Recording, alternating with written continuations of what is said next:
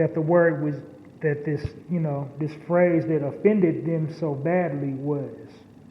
But yet, they want her to apologize, or else. They've suspended her, so apologize or else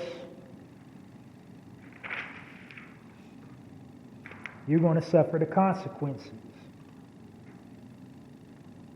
And she's not the only black person that they've ever done this to. They got a history of doing this. There's Caucasian people that have said the K word on their platforms. But this league has never come after them. This league has never threatened to, yank down material. Never ruined business for people that have, used gratuitous language, hate speech, if you will, against their group. But every time a black person who just, let's be real here, is the original everything. We're the original everything. We can't be anti-nothing. Because we're the original everything. Can't nobody disprove it. Matter of fact, there are thousands of scientists, theologians, intellectuals, researchers, data analysis masters that are non-black and have made several accounts of who the original everything was. Works cited pages, all that. Databases, all that.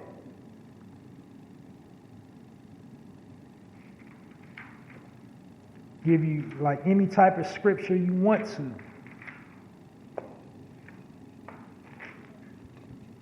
to prove it.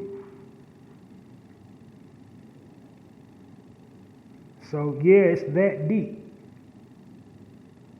Now Whoopi herself, I don't care. I said in my last segment, my last full segment, that I didn't care too much. And I was going to tell you why we shouldn't care too much. So it's not about going up to bat for her. It's about going up to bat for ourselves, because the line has clearly been drawn. So as the young people say, with the hip-hop slang, pressure, we got to apply pressure now. Because every time one of our Hollywood best and brightest says anything that this league don't like, they apply pressure. So we got to apply pressure. We got to dismantle this league because they playing a foul game. If you're not going to play the game right, get off the field. You can't just sit up there and pick and choose who hurts your feelings. You got to disperse it liberally and equally. Because what you had was Germans who are European and Caucasian, white, oppress and torture and torment Jews in that area who are white. Whoopi said the Holocaust wasn't about race. Now, can you tell the difference between one Caucasian and another Caucasian person by looking at them? Can you tell the difference between one Caucasian and another Caucasian by the way they speak? No, you cannot. You cannot differentiate that if you're Caucasian as well.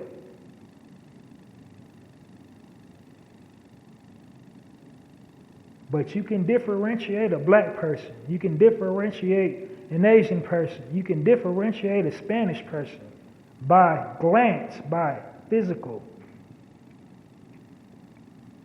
and know that they were singled out.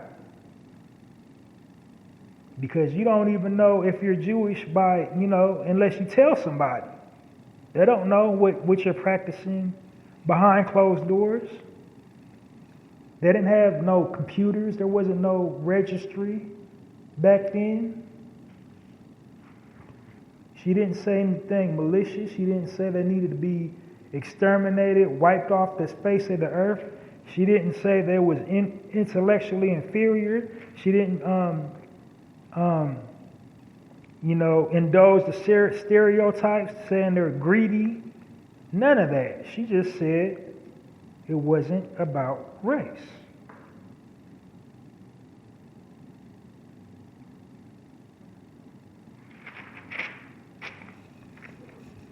And it was a moot point. This wasn't something she was professing as fact. I mean, her stage name is Goldberg, for God's sakes.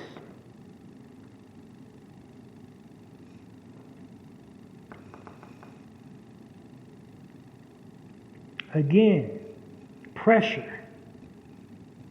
We got to start applying pressure. Because they keep on doling out the punishment to us. We got to redistribute it back.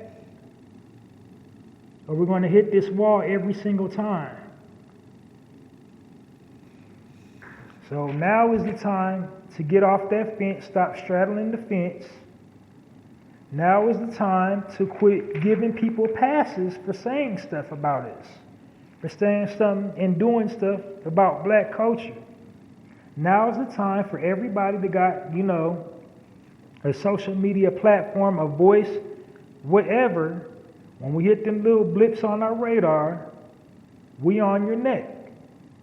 No apology, no trying to understand the context, none of that. Because they don't never want to understand the context when it's us. They don't give us any leeway. So we got to play the game the same way. We can't give y'all no leeway either. We can't put it in no type of context either. When you're saying something foul and derogatory against us. Because this little league ain't never went after the Bill O'Reillys. This little league ain't never went after the Rush Limbaughs. They only come after black people. Period. That's where I'm at with Whoopi. Now, Whoopi as a whole, she don't deserve our individual focus.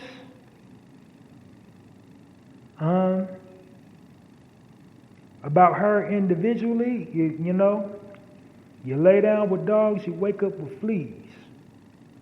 And that's all I got to say on that. So she got to eat that. Another perspective that I want to, that I kind of been playing with in my mind, this is just something I feel, my commentary. I think the whole thing is a little too contrived. It seems like it's been put together. And I'm going to tell you why. Because we're now, in February. And in February, if you know anything about business, if you know anything about finance, how money works, we're at the halfway mark towards the end of the fiscal quarter. Towards the end of the fiscal quarter, this is where you look at SARS reports and projections and DNR reports and all this stuff. All these Fortune 500 companies, at this time of the year, what they're doing is trimming the fat. They get rid of anything that's not working. Anything that's, affecting the budget. They're getting rid of dead weight right now. So, having said all that, I think Whoopi Goldberg was dead weight. She been on The View for like a little over a decade now. They want to revamp it. They want to modernize it. They probably want a younger black person on the View. And, well, let's flip it.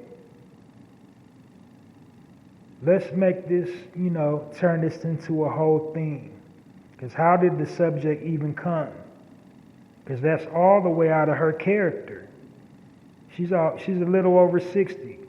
She already got the bag secured. She secured the bag. She knows her lane. Why you wait to over 60 to wake up to make a conscious, woke statement like that when you've been asleep all this damn time? Why would you wake up now? Don't make sense to me. That don't make any sense. So to me, it seems a little fishy. It seems a little contrived.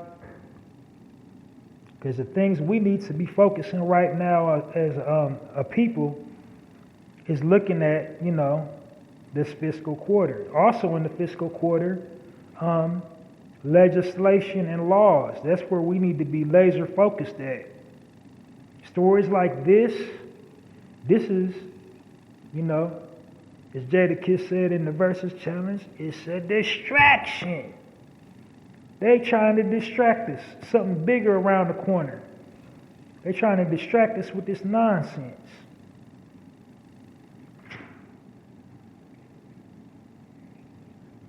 So, I'm done with Whoopi.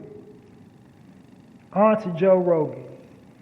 So Joe Rogan is an actor, comedian, mixed martial artist. Wears a lot of hats. Gotta say, I've been a fan of Mr. Rogan. Like, I watched him in his early career. I can't remember the name of that sitcom he was on NBC earlier on in his career when he had all his hair. I used to watch that. That was kind of dope. I've tuned into his podcast on occasion when he's had people like Kevin Hart and Big Killer Mike.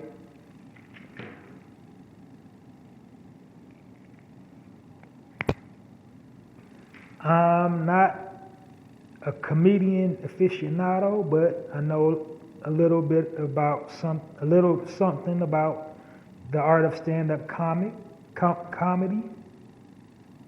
And I know you have to be abstract and apologetic with jokes, with material, and because, comedy is all about laughter, using laughter as medicine, and being black, you can't be squeamish. Like, you gotta kind of laugh at yourself and be in the space where you can laugh at yourself. Because there's a lot of things, a lot of nuances, and just some stuff that is just plain funny about us. Like, oh my God, I done seen, like,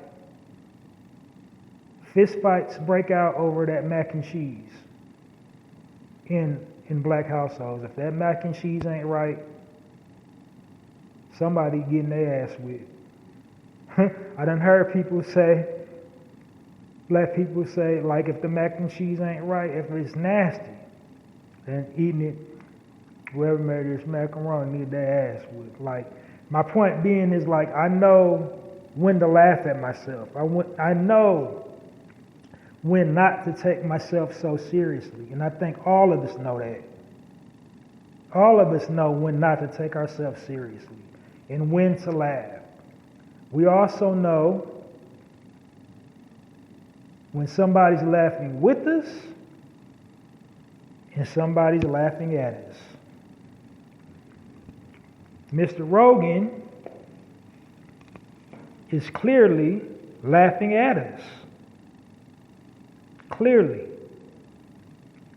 He's a Caucasian male using this platform, spewing what he's spewing about black people. And I don't care what comedian gets on their platform and saying, well, it's the context, damn it. That context stuff, that's played out. That's dead today. That's dead as of right now. It's time to stop fence straddling